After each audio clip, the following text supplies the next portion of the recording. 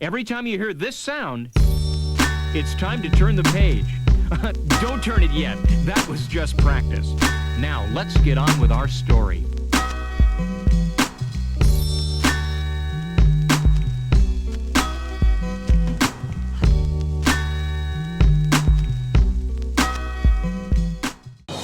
For the first time in 150 years, the Farmville community relives the Civil War. We take a look at the passing of a controversial law in Indiana. This is Central Virginia News.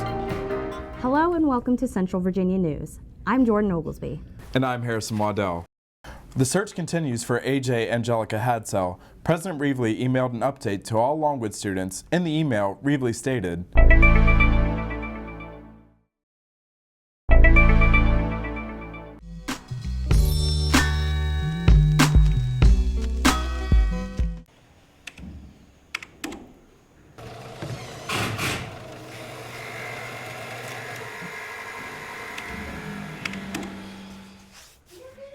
it's artful and I'm going to come back and say it's really evocative. Some of the greatest moments in the show are those moments where we've transformed the space into a world that the audience can connect with. We're doing Sweeney Todd steampunk. Everything's very industrial. We use a lot of gears in the show. We actually use a lot of lace too. There's a lot of stairs in Sweeney Todd. There's 2 platforms and then there's stairs going up to each platform. So that does affect the shoes and the length of the garments.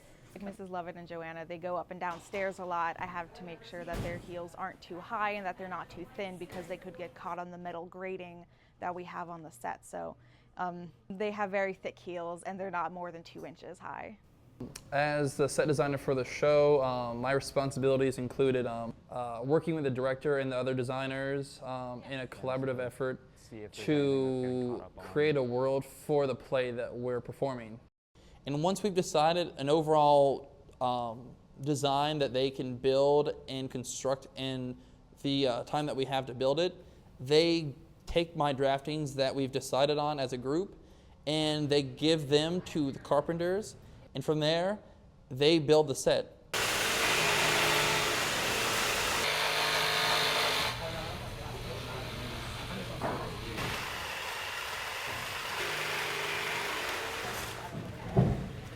This is just a poly. This is like what I was talking about, like making sure like their feet don't scuff up the floor. This is one of those things that it's not really paint, it just kind of goes on. Okay, well, I'm the paint charge for the show, so it's basically my job to make sure that the entire set is painted and basically taking the designer's ideas and what he wants and basically bringing it to life through paint and make sure that it's the right color, making sure it's the right texture, making sure that everything that's not supposed to be seen can't be seen and that everything is seen looks really good. So making the world come to life.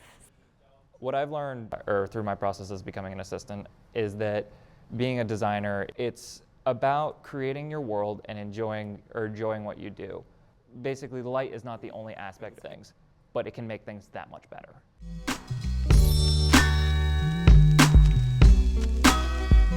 Hello and thank you once again for tuning in to Living with a Disability.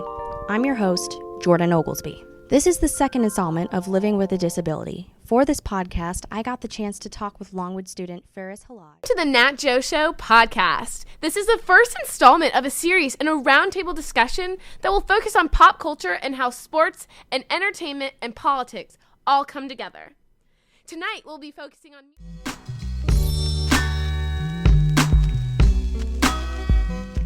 My name is Maggie Van Epps. I'm the tourism coordinator for Prince Edward County, and I run the visitor center here as well.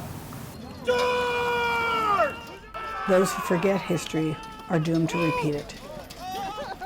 And these people that reenact the history are doing so because a lot of our history is being forgotten because there's nobody out there reminding us of what really happened. These people that spend this money and this time and this effort into doing reenactions, they're doing it because their passion is to make sure that we don't forget it, so that we don't repeat it.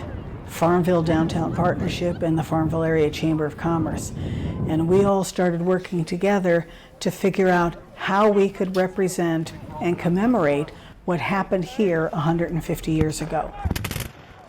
Because the armies did come racing through Farmville, and both generals were here on their way to what ended up being Appomattox. Have no word since we left on the morning of the 2nd. When they came to Farmville, General Lee had not decided to surrender yet. He was still looking to continue to fight. Sailor's Creek, back in 1865, there were tens of thousands of men that fought that battle. Though, of course, they couldn't sustain that many people today. But they had almost 500 men on infantry as well as cavalry who went through what are now known as tactical demonstrations. And we thank you that we can gather here and honor those who have been interred in this place on this occasion.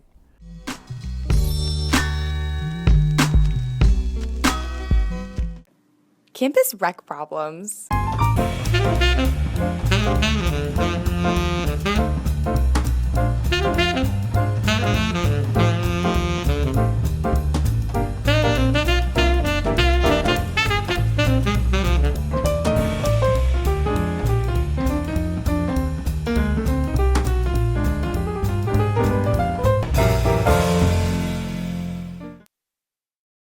Campus rec problems.